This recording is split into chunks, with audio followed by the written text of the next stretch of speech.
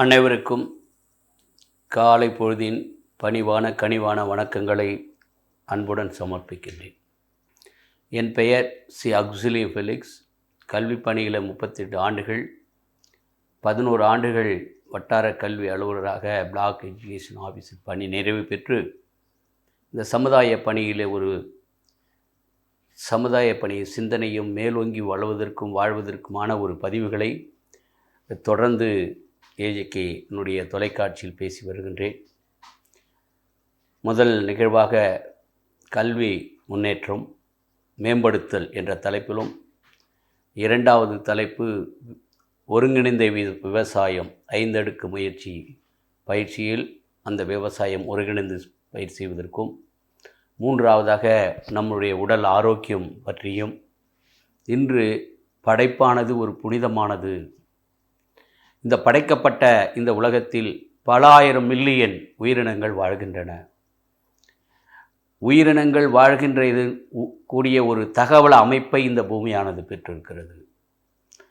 ஆகவே இந்த பூமியினுடைய தன்மையும், இதில் அடிப்படை தேவையான உணவு, நீர், காற்று, ஒளி இவைகளை அமைத்து கொண்டிருக்கிற இந்த பூமியானது மனிதன் தோன்றிய காலத்திலிருந்து ஆதி மனிதன் இந்த காட்டிலே வசிக்கின்ற போது உணவுக்காக தேடி வேட்டையாடினான்.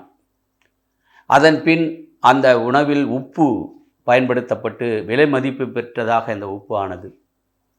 அதுக்கப்புறம் அதை சமைத்து உண்ணுவதற்கான முயற்சியும், அங்கே தங்கி விவசாயம் செய்து தன்னுடைய விலங்கினங்கள் மற்ற உயிரினங்களை பாதுகாத்து வளர்த்து இப்படி மேன்மைப்படுத்த மனிதன் இன்று அதிநிக வளர்ச்சியாக அறிவை தேடுவதற்கு ஞானம் முதற்படியான காரணம் என்று சொல்கிறார்கள். அந்த ஞான அறிவை பெற்று இன்று பிற கோள்களிலே சென்று இஸ்ரோ விஞ்ஞானிகள் போன்று இன்று வேற ஒரு உலகத்தையும் நாடுகிறார்கள், தேடுகிறார்கள். ஆகவே இந்த அளவுக்கு இந்த உலகம் விரிந்து பறந்து இன்று கையளவிலே வருகின்ற அந்த உலகம் சுருங்கிவிட்டது. இந்த மேம்பாட்டான உலகில் படைப்புகள் அதிகம் இருக்கிறது. இந்த படைப்பில் உயிருள்ள இந்த தாவரங்கள், விலங்குகள், பறவைகளை பற்றி நாம் சிந்திக்க வேண்டும் என்பதற்காகவும், ஆதி ஆகமத்திலே விவிலியத்தில் கூறுகின்ற போது இறைவன் முதலில் ஒளி தோன்றுக என்று ஒளியை உருவாக்கி ஒளியையும் இருளையும் படைத்தார். இரண்டாவது, அந்த நீர் திரள்களை பிரித்து வானகத்தை உருவாக்கி விண்மீன்களை அதில் உருவாக்கி அதை தெரிவித்தார், வழங்கினார். மூன்றாவது நாள் விண்ணகுலத்தில் கீழுள்ள நீர்ப்பரப்பை ஒருங்கிணைத்து அது கடலாகவும் தரைமாகவும் உருவாக்கினார். அதிலே புற்பூண்டுகள் செடிகளை உருவாக்குவதற்கு தத்தம் இனத்தின்படி பெருகுவதற்கான வாய்ப்பை கொடுத்தார். நான்காம் நாள் பகலையும் இரவையும் வெவ்வேறாக பிரித்து பகலுக்கு அதிக ஒளி பிழம்புகளை கொடுப்பதாகவும், இரவுக்கு சிறிய ஒளி பிழம்புகளை தருவதாகவும் அவற்றை உருவாக்கினார். ஆகவே இவ்வாறு நிலம், கடல் என்று பிரித்து 5ஆம் நாள் இந்த உயிரினங்களை, நீரில் கடல்வாழ் விலங்கினங்கள், கடல்வாழ் உயிரினங்கள், தரைப்பகுதியில் காட்டுவாழ் விலங்குகள், பறக்கும் பறவைகள், ஊர்வன பரப்பன இவைகளெல்லாம் படைத்து 6ஆம் நாள் தம் சாயலாக அந்த மனிதனை உருவாக்கி, இந்த பறவைகள் இந்த உலகத்தில் இருக்கிறதெல்லாம் ஆளுகின்ற ஒரு பன்மையும் அவைகளை பயன்படுத்தி கொள்ளவும் இப்படி 6ஆம் நாள் இந்த உலகத்தை படைத்தார் என்று கூறுது நாம் அறிந்து கொள்கிறோம். அதன் அடிப்படையில் பிரம்மன் கூடம் படைத்தல், காத்தல், அழித்தல் போன்ற நிகழ்வால் இந்த உலகம் அமைந்து இருக்கிறது என்பதையும் அறிகின்றோம். இப்பேற்பட்ட நிலையில் நாம் இந்த உலகத்தை அறிந்து கொள்ள வேண்டும். இந்த உலகத்தில் இருக்கிற உயிரினங்கள் பற்றி தெரிந்து கொள்ள வேண்டும். அவைகள் நமக்கு வழிகாட்டியாக இருக்கிறது என்பதை உணர்ந்து கொள்ள வேண்டும். அதன் அடிப்படையில் நான் ஒரு பள்ளியிலிருந்து வருகின்ற போது ஒரு பெற்றோர் தன்னுடைய பிள்ளையை எப்போ பார்த்தாலும் மிருகமே, நாயே, எருமை என்று திட்டிக் கொண்டிருந்தார்கள். அப்போது நான் அந்த பெற்றோரிடம், ஏன் அம்மா மனிதனே, மிருகமே என்று திட்டாதே, மனித மாண்பு மிக உயரம் கொண்டது, அளவில்லாத மகிமை கொண்டது என்று கூறி, அப்போது என் சிந்தனையில் இந்த பறவைகள், இந்த விலங்குகள் அதிசயங்களை, அதனுடைய வாழ்வு முறைகளை, அதனுடைய உணர்வுகளை நாம் ஏன் தெரிந்து கொள்ள வேண்டும்? இப்படி மிருகமே என்று திட்டுகிறார்களே, மிருகமும் பறவைகளும் வழிகாட்டுகின்றன இந்த மனிதனுடைய படைப்புக்கு. உதாரணமாக, பறவையை கண்டான், விமானம் படைத்தான். மீனை கண்டான், படகு கண்டுபிடித்தான். பனித்துளியில் இருக்கின்ற அந்த அருகம்புல் இருக்கிற பனித்துளியை பார்த்தான், தொலைநோக்கி கண்டான். இப்படிப்பட்ட அற்புதங்களை நாம் ஏன் உட்கொண்டு அதை மேலும் ஆர்வமாக தெரிந்து கொள்ள வேண்டும்? அவைகள் மூலம் நாம் அதை பயன்படுத்தி கொள்ள வேண்டும் என்றுதான் இந்த பதிவுகளை உங்களுக்கு தெரிவிப்பதற்காக சொல்லுகின்றேன். காட்டில் வாழ்கின்ற இந்த விலங்குகள் எல்லாம் கூட்டாகவே வாழும். ஆனால் நாம் வீட்டில் வாழ்கின்ற விலங்குகள் வளர்ப்பவை, அதுக்கு நோவு இருக்கும், அதை ஆஸ்பத்திரிக்கு எடுத்துகிட்டு போகிறோம்.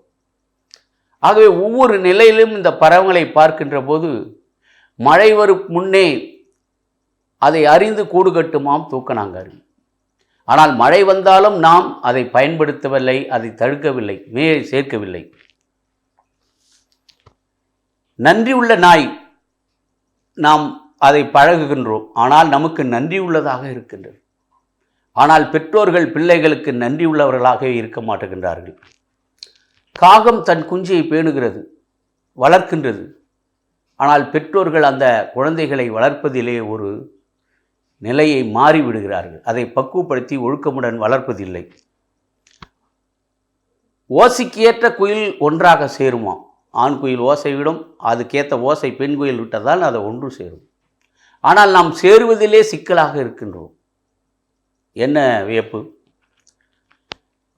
மழை தருகின்ற இந்த பனை ஓலை கருமேகலை இழக்கும். ஆனால் அது புயலடித்தாலும் அந்த மரம் வீழாது. ஆனால் மனசோர்வுக்காக தன் உயிரையை மாற்றிக்கொள்கிறான் இந்த மனிதன். காதல் பறவைகள் எந்த நேரமும் அன்புடன் பரிமாற்றிக்கொள்ளும்.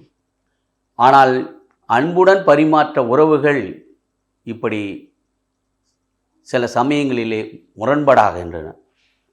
அடிபட்ட குரங்கினம் ஒன்றிணைந்து அந்த குரங்கிற்காக ஒரு ஆயத்த பணி செய்து அந்த அடிபட்ட குரங்கு இரங்கல் செய்யும். ஆனால் இறந்த பின்னும் அல்லது அடிபட்ட பின்னும் நாம் மனிதனும் ஒதுங்கி போகின்றோம். புறா ஒரு அற்புதமான பறவை. அவை எப்படி வாழ்கின்றன என்று நமக்கு வாழ்ந்து தருகிறது. தகவல்களை மிக தூரத்துக்கு எடுத்து செல்கிறது. இப்படி ஒவ்வொரு பறவைகளும் விலங்குகளும், உதாரணமாக பசு, அந்த கருவுற்ற பின் மீளவும் அது உறவு கொள்ளாது.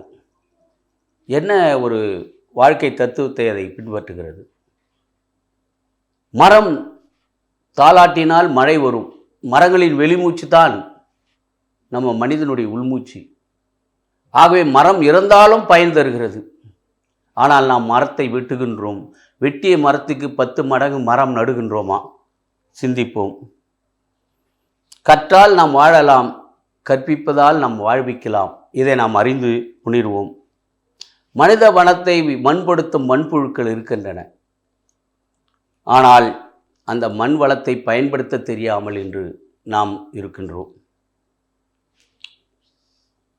தூக்கணாங்குருவி மழைக்கு ஏற்ப கூடு கட்டும்.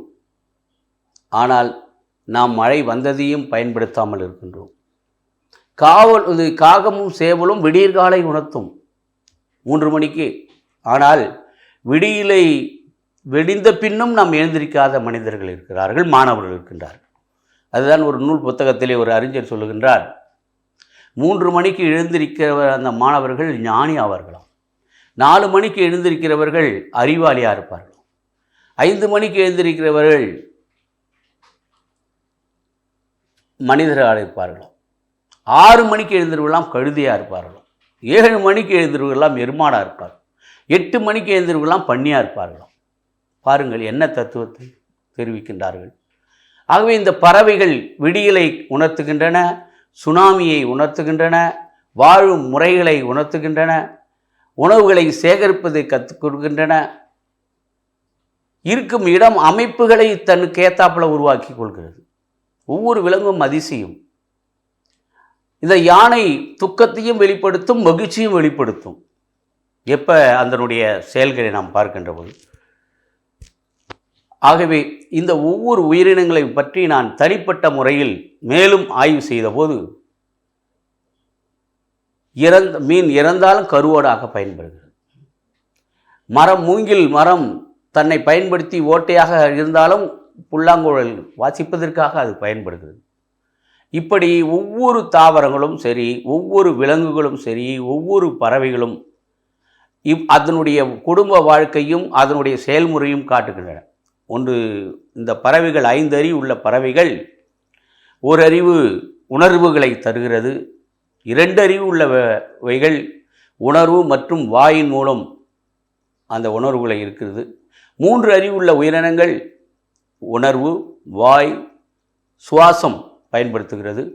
4 அறிவு உயிரினங்கள் உணர்வு, வாய், செவி, கண் பார்வை கொண்டுள்ளதாக இருக்கிறது. 5 அறிவுள்ள உயிரினங்கள் உணர்வு, வாய், செவி, கண், காது, செவி கேட்டல் ஆகிய நிலைகளை பெற்றுள்ளது. 6 அறிவு மனிதன்தான் இந்த 5 அறிவுகளையும் நன்மை தீமைகளை அறிந்து அதனுடைய செயல்களை பகுத்தாய்ந்து அவன் விஞ்ஞானத்தில் ஞானம் பெற்று வளர்ப்பதற்கான அந்த அறிவை கடவுளின் சாயலாக படைக்கப்பட்ட மனிதன் கடவுளிற்கு தன்னை அர்ப்பணித்து கண்டுபிடிப்புகளை பிடித்து மேலோங்குகின்றான். அந்த சமயத்தில் இப்படி வளர்ந்த அந்த மனிதன் தமக்கு கீழே உள்ள அந்த 5 அறிவு உள்ள பறவைகள், விலங்குகள், 1 அறிவு 2 அறிவு உள்ளவர்களுடைய வாழ்வியல் முறைகளை நாம் ஆய்ந்து பார்க்க வேண்டும். அதை நாம் எடுத்துக்கொண்டு உதாரணமாக நம்மளுடைய வாழ்வியல் பயணத்தில் அதை கொண்டு சேர்க்கணும். உதாரணமாக காகத்தினுடைய வாழ்வியல் பயனை பார்த்தால் மனிதர்களுக்கு நெருங்கிய ஒரு தொடர்பு உள்ள இந்த காகம். அறிவுள்ள காகம் என்று சொல்வார்கள். அந்த காலத்தில் பாடத்தில் படிக்கின்ற பொழுது தண்ணீரை குடிப்பதற்காக கல்லை போட்டு தண்ணீர் வந்தது என்று. நான் இப்போது ஒரு ஃபோட்டோகிராஃப் எடுத்து வைத்திருக்கிறேன். காகம் ஒரு டேப்பில் காலால் தண்ணி திறந்து குடித்து அதை திருப்ப மூடியதை பார்த்தேன். அதுபோல் ஒரு குரங்கு பள்ளி வளாகத்தில் இருக்கிற டேப்பில் திறந்து தண்ணி குடித்துட்டு அதை மூடியதை பார்த்தேன். இந்த குரங்கு அடிபட்டுகின்ற பொழுது சாலையில் மற்ற குரங்கள் எல்லாம் தேடி வந்து அதை அந்த மரத்தடியில் வைத்து கையில் கன்னத்தை வைத்து கொண்டு ஆறுதல் கூறியதை நான் பார்த்தேன். அங்கே அந்த இடத்துல ஒரு கோயிலை கூட கீழ்பெண்ணாத்தூரில் கட்டியிருக்கிறாங்க, திருவண்ணாமலை மாவட்டத்தில். அப்போ அடிப்பட்ட குரங்களுக்கு ஆதரவு தருகின்ற உணர்வு அந்த குரங்களுக்கு வெளிப்படுத்துகிறது. இந்த காகத்தை எடுத்துக்கொண்டால், ஒரு நாள் நான் பைபாஸ் ரோட்டில் சாலையை கடக்கின்ற போது ஒரு பாதாம் பருப்பை ஒரு காகம் எடுத்து வந்து அந்த சாலையிலே அந்த டிராஃபிக்கில் போட்டுருச்சு. அந்த பஸ்ஸுகள் போன உடனே அந்த பருப்பு உடைகிறது. உடனே அதை அந்த ரெட்டு சிக்னலை பார்க்குது, அப்படி தலையை சாய்ச்சி பார்த்துட்டு பஸ்ஸு நிறுத்தம் பண்ண உடனே அந்த உடைந்த பருப்பை எடுத்துக்கொண்டு பறந்து செல்கிறது. என்ன ஒரு நுட்பமான அறிவு! அதனால தான் அறிவுள்ள காகம் என்று அதிலிருந்து தான் நிறைய கதைகளை உருவாக்குறார்கள் பிள்ளைகளுக்கு. அப்போ இந்த ஒரு காகம் அழிவிட்டாலோ அல்லது ஒரு காகத்திற்கு நாம் உணவு வைத்தாலோ அதை தான் மட்டும் இல்லாமல் தன் இனத்தையே காக்கா என்று கூப்பிட்டு அழைத்து உண்வதையும், ஒரு பறவைக்கு பாதிப்பு ஏற்பட்டால் அனைத்து பறவைகளும் ஒன்றாய் சேர்வதையும் நாம் பார்க்கின்ற பொழுது இந்த காகத்தினுடைய அடிப்படை தன்மைகளை தெரிந்து கொள்வோம். இன்னும் சொல்லப்போனவென்றால் காகம் நம்மளுடைய முன்னோர் நம்மிடம் வருவதாகவும் அவர்கள் ஆசி வருவதாகவும், காலையிலே ஒரு படைப்பு உணவுப் பொருளை வைத்தால் அந்த காகம் சாப்பிட்டால் நம்ம முன்னோர்களுக்கு ஒரு சடங்கு செய்கிறாப்புல ஒரு நிகழ்வை அந்த காகத்திடம் இருந்தது. இன்னும் ஒரு விஷயம், இந்த காகம் தன் குஞ்சுகளை பறக்க கற்றுக் கொடுக்கிறான ஒரு கூடை கட்டுகிறது. காகம் கூடு கட்டுகிற போது நான் ஆய்ந்து பார்த்தேன். ஒரு பெரிய முள், அப்புறம் ஒரு சின்ன முள், அதுக்கப்புறம் குச்சி பஞ்சு வைத்து கூடு கட்டி அதில் முட்டையிட்டு அந்த முட்டை குஞ்சு பொரித்த உடனே அது மேல் முடியெல்லாம் வளர்கின்ற போது பஞ்சை வெளியே தள்ளி கீழே தள்ளிவிடும். அதுக்கப்புறம் குச்சியை தள்ளிவிடும். அதில் உராசல் ஏற்படுத்தி பக்கத்து கிளையில் போய் உட்காரும். காகம் வளர்ப்பதற்கான கூண்டை அமைத்து அதை பறக்க கற்றுக் கொடுக்குறது. என்ன புதுமை! நம்முடைய பெற்றோர்களும் இப்படித்தான் குழந்தைக்கு உரிய பாதுகாப்பையும் உதய வளர்ப்பையும் அது வளர்ந்து செல்வதற்கான வழிகாட்டு முறைகளையும் அன்பு செலுத்துவதையும் பாராட்டுதல் செலுத்துவதையும் நாம் செயல்படுத்த வேண்டும். கழுகு கூட தன்னுடைய இனத்தை பருகின்ற போது, பறக்க கற்றுக் கொடுக்கின்ற போது அது நன்றாக முடி வளர்ந்து விட்டு உள்ள நிலையில் பறக்க வேண்டும் என்றால் அதை உயர தூக்கி கொண்டு போய் வானத்திலிருந்து தொப்புன்னு போட்டுருமா. அதுபோல் பார்த்தேன். அது கீழே பறந்து வருகின்ற போது அது பறக்க கற்றுக்கொள்ள வேண்டும். என்ன ஒரு அற்புதமான விஷயம்.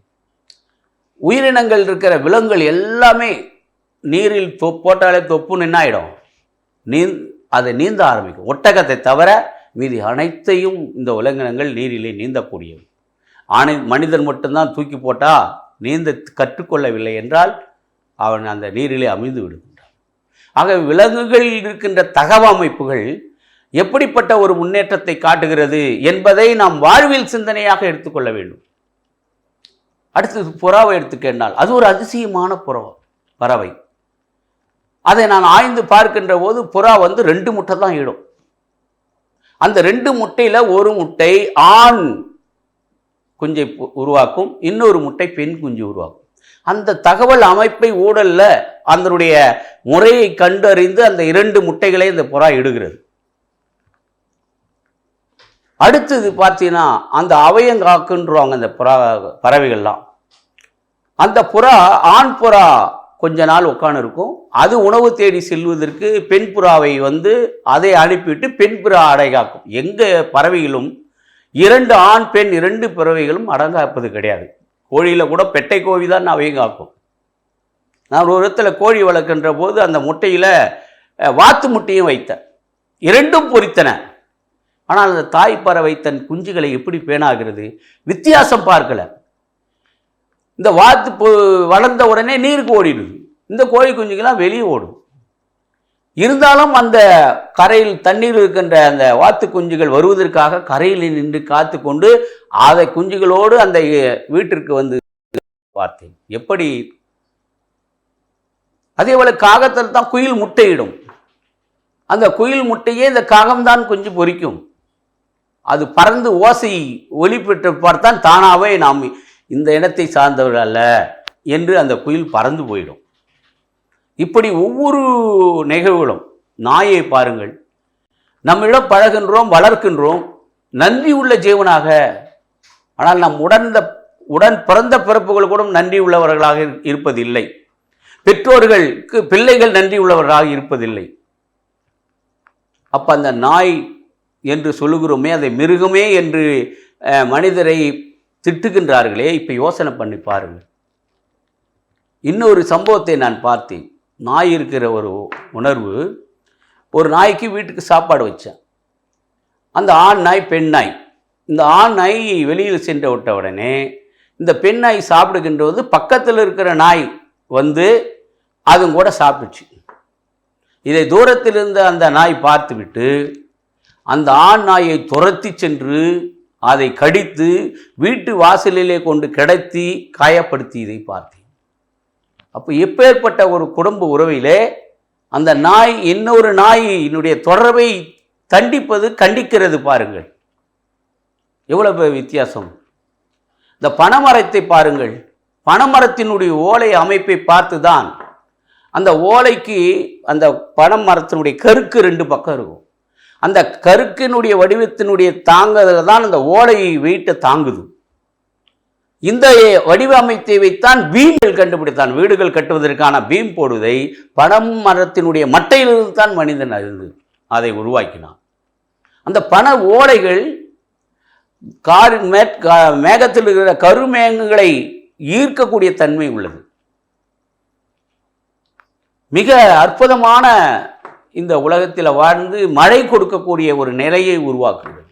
அப்போ ஒவ்வொரு விலங்கும் ஒவ்வொரு மரங்களும் இந்த உலகத்திலே எப்படிப்பட்ட ஒரு தன்மையை வெளிப்படுத்துகிறது என்பதை நாம் உணர்ந்து கொள்ளலாம். ஒரு பசு எடுத்துக்கொள்ளுங்கள். எல்லா விலங்குகளும் பறவைகளும் தன் குஞ்சுகளை முட்டையிட்டு வளர்க்கும், பாதுகாக்கும். அது முறையான தேடல்களை, உணவுகளை கொண்டு கொடுக்கும், பராமரிக்கும். ஒரு யானை கூட தேக்கடியில் போகின்ற போது வேற்று இனத்தார் தன் குட்டியை பிடித்து கொண்டாலும் அதுக்கு பாதுகாப்புக்காக வலது பக்கத்தில் ஓரத்தில் அதை நீரின் பகுதியில் வச்சு இது கூடயே இட்டுன்னு போனதை பார்த்து எவ்வளோ பாதுகாப்பை தருகிறது. ஆனால் இந்த விலங்கினங்கள் தன்னுடைய பிள்ளைகள், தன்னுடைய அடுத்த வாரிசு வளர்ந்து அது வயது நிலை, அந்த உடல் அடுத்த நிலை வயது வந்த நிலை என்று சொல்லலாம். அப்படி கூட அந்த நிலைக்கு அப்புறம் அவைகள் வெவ்வேறாக பிரிந்து விடுது. தந்தை இது, அதுகிட்ட தான் நான் பிறந்தேன் என்ற உணர்வுகள் மாறி அது ஒரு தனி ஜீவராசியாகி அது மற்றும் இன்னொரு ஜீவராசியோடு உறவு கொண்டு வாழ்கின்றன. இப்படி ஒவ்வொரு விலங்குகளும் பறவைகளும் அந்த வாழ்கின்ற முறையை நாம் கண்டுபிடிக்க வேண்டும். தேனீக்களை எடுத்துக்கொள்ளுங்கள். ஒரு ராணி தேனினுடைய கட்டளைக்கு அத்தனை தேனீக்களும் சென்று அந்த வாசனை உள்ள பூக்களில் அந்த தேனை உறிஞ்சி கொண்டு வந்து தேனை சேர்க்கிறது. நான் ஒரு முறை ஒரு மனிதன் அந்த மரத்தில் இருக்கிற பெரிய ராணி தேன் எடுக்கிறதுக்காக சென்று விட்டான்.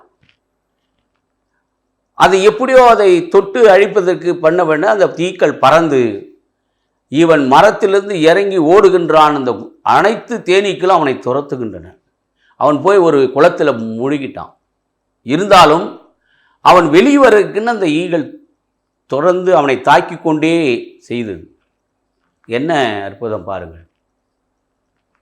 ஆகவே ஒரு ஒழுக்கத்தையும் கட்டுப்பாட்டையும் தன்னுடைய உழைப்பையும் இந்த தேனீக்கள் இந்த உலகத்துக்கு செய்தியை காட்டுகின்றன. இன்னும் சொல்ல வேண்டாம், ஒரு எலியை வளத்தினுடைய அமைப்பை பார்த்தேன். நெல்பயிர்களெல்லாம் கண் வீணாக்கி விடுது என்று அந்த எலியை பிடிப்பதற்காக பள்ளம் நோண்டினால், அந்த வலையை நோண்டினால், அந்த எலி அந்த உணவு தானியங்களை வைப்பதற்கான உள்ள ஒரு அறையை வச்சிருந்து பார்த்தேன். இந்த எலி இரண்டும் வாழ்வதற்கான ஒரு வாழ்விடம் உள்ள ஒரு இடத்துல பஞ்சு வச்சு உறங்குவதற்கான ஒரு இடத்தை பார்த்தேன். அந்த எலி வலைகள் யாராவது நோண்டியோ மற்ற தீய விலங்குகளோ உள்ளே வந்து பிடித்தக்கூடாது என்பதற்காக அந்த வலையில் தடை போட்டு, அதாவது மண்ணை வச்சு தடை போட்டு அடைச்சிடும்.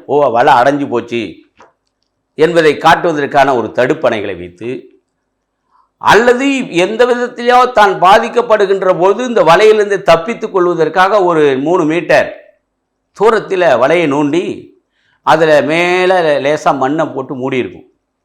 இந்த வலையைக்குள்ளோ எதுவோ மனிதர்களோ அதை பிடிப்பதற்காக வருகின்ற பொழுது அது உடனே தப்பிப்பதற்காக அந்த வலையை நோங்கி அந்த மோட்டு பகுதியை மூக்கால் தள்ளி வெளிவந்து வேற இடத்துக்கு ஓடிடும்.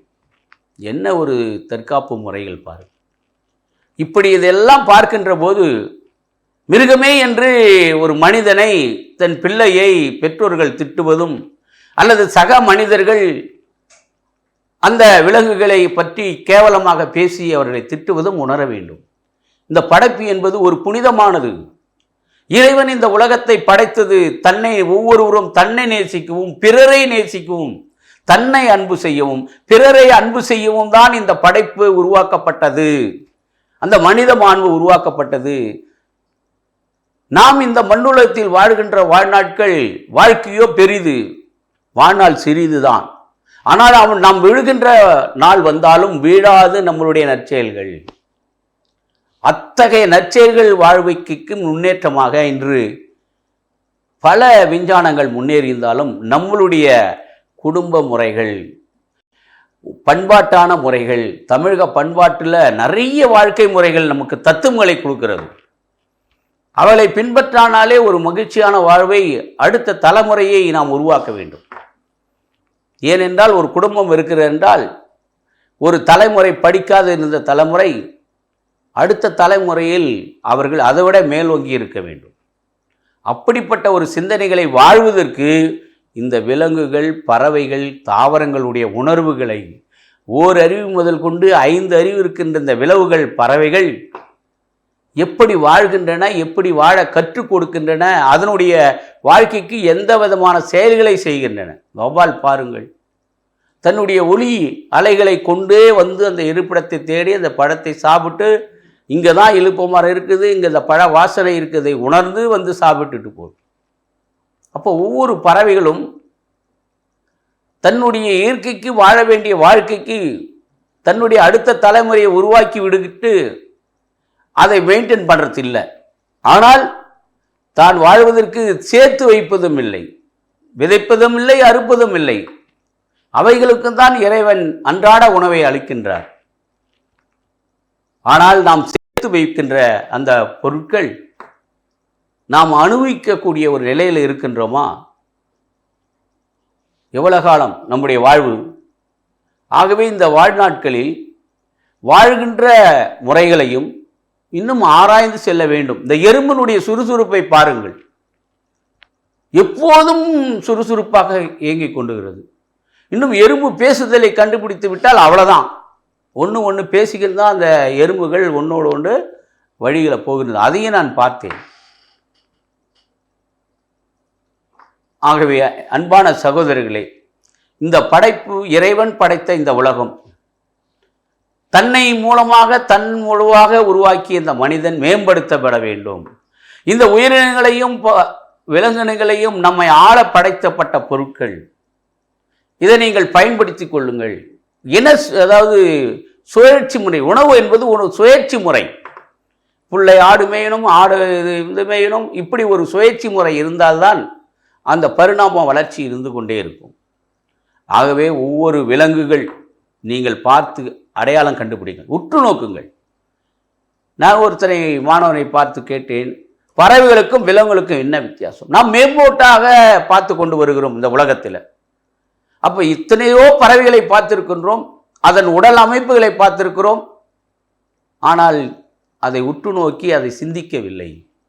பறவைகளுக்கெல்லாம் காதுகள் உள் மடல் இருக்கும், விலங்குகளுக்கு காது மடல் பெருசாக இருக்கும். ஆகவே காது மடல் வெளியிருக்கின்றவைகளெல்லாம் விலங்குகள், அவைகள் குட்டி போடும். காது மடல்கள் உள்பகுதிகளெல்லாம் பறவைகள், அது குட்டி போடும். பறவையாகவும் விலங்காகவும் இருப்பது இந்த வௌவால். ஆகவேதான் அரிது அரிது மானிடராய் பிறப்பது அரிது என்று நம் ஔவையார் கூறினார். அப்ப இந்த மானிடராய் பிறந்த நாம் இந்த பறவைகளையும் விலங்குகளையும் பார்த்து சில உண்மைகளை நாம் அறிந்து கொள்ள வேண்டும், அதனுடைய செயல்பாடுகளை. ஆனால் வாழ்க்கை என்பது மிக பெரிதுதான். அதில் முன்னேற்றான சில ஒழுங்கினங்களை, எதற்கு ஆறறிவு, நன்மை தீமைகளை அறிந்து கொள்ளக்கூடிய ஒரு விஷயங்களை இந்த ஆறாவது அறிவு படைக்கப்பட்ட மனிதன் தன்னுடைய நண்பர்கள், சகோதரர்கள், உறவினர்கள் மூலமாக அன்பு செலுத்தி தன்னை அன்பு செய்வது போல தன்னை அன்பு செய்யணும். விலங்குகள், பறவைகள் எல்லாம் தன்னை அன்பு செய்கின்றன, பறக்கின்றன, சந்தோஷமாக பாடுகின்றன. இந்த சேவல்கள் 3 மணிக்கு கூவுதுன்னு சொன்ன நான். ஆனால் அதுக்கிற ஒரு ஒற்றுமையை ஆராய்ந்து பார்த்தேன். அந்த கிராமத்தில் அந்த பகுதியில் இருக்கிற கோழிகள் எல்லாம் ஒரு கூட்டம் போட்டு, அந்த சேவல்கள் மற்ற சேவல்களோடு, நான் தான் இந்த பகுதிக்கு தலைவன், நான் 3 மணிக்கு சேவல் கூவனை பார்த்தா நீங்கள் அடுத்த கூவணும் நீங்கள் என்று ஒரு கட்டுப்பாதை கண்டுபிடித்தேன். அப்போ அந்த வட்டாரத்தில் இருக்கிற முதல் சேவல் கூவிய பிற்பாடு தான் அதுக்கு அடுத்த சேவல்கள்லாம் வரிசையாக கூவும். அப்போ அந்த தலைமை சேவல் கூவுகின்ற விதத்தை பார்த்து தான் மற்ற எப்படி கற்றுக் கொடுக்கின்றன, எப்படி வாயில்லாமல் சிந்திக்காமல் இருந்தாலும் அந்த உணர்வுகளை பகிர்ந்து கொள்கின்றன. இந்த வானத்திலே பறவைகள் பறந்து கொண்டு வருவதை பார்த்தோம். வெளிநாட்டிலிருந்து பறவைகள் இவ்வளவு தூரம் வருகின்றன, திரும்பவும் அந்த இடத்திற்கே எப்படி போய் சேருகின்றன பாருங்கள், அதிசயம். அதில் பறக்கின்ற போது அந்த வி ஷேப்பில் பறந்து வருகிறது. முதலில் ஒரு பறவை, அப்புறம் ஒரு 2 3 அப்படி நீட்டாக போகும். அந்த முதலில் இருக்கின்ற பறவை தொடர்ந்து அது அந்த ஆசிரியரிலிருந்தே வராது. அது கொஞ்சம் தூரம் வந்த உடனே அந்த பறவை பின்பக்கம் போயிடும். அதுக்கு அடுத்த பறவை முன்னின்று பறக்கும், வழிகாட்டும். என்ன ஒரு ஒரு உணர்வுகள் பாருங்கள். இடம்பெயர்ந்து வருகின்ற பறவைகள் இப்படி தன்னுடைய முதல் பறவையினுடைய பின்னோக்கி அந்த காற்றின் பகுதியை கடந்து செல்வதற்கான ஒரு வடிவமைப்போடு வருவதை பார்க்கின்றோம். இப்படி ஒவ்வொரு விலங்குகளும், இந்த பறவைகளும் அற்புதமான படைப்பின் வெளிப்பாடுகளை நமக்கு வெளிப்படுத்துகிறது. இந்த உலகத்தில் வாழ்கிறோம் அல்லது நமக்கு கொடுக்கப்பட்ட அடுத்த தலைமுறையை நாம் உருவாக்குகிறோம் என்பதை இந்த பறவைகளும் விலங்குகளும் புனிதமானவை. மனிதன் அதைவிட மேம்பட்ட புனிதமானவன். ஆகவே படைப்பு ஒரு புனிதமானது. ஆகவே எந்த மனிதனை பார்த்து மிருகமே என்று திட்டாதீர்கள். மிருகத்தினுடைய அடிப்படை பண்புகள் நிறைய இருக்கின்றன. ஆகவே மிருகம் என்று திட்டாதீர்கள். மிருகத்திற்கும் இந்த ஞானத்தை வெளிப்படுத்துகிறது, வாழ்வியல் திறனை வெளிப்படுத்துகிறது. அதிலிருந்து தான் நாம் கற்றுக்கொள்கிறோம். அந்தனுடைய வண்டு எப்படி உருண்டையாக்கி கடந்து செல்கிறதோ அதிலிருந்து தான் சக்கரம் கண்டுபிடிச்சான். ஆகவே மனிதன் இந்த பறவை விலங்குகளிலிருந்து தான் பல முன்னேற்றமான ஒரு செயல்பாடுகளை தொடங்கினான். ஆகவே அன்பான சகோதரர்களே, சமுதாயத்தினர் சிந்திக்குங்கள்.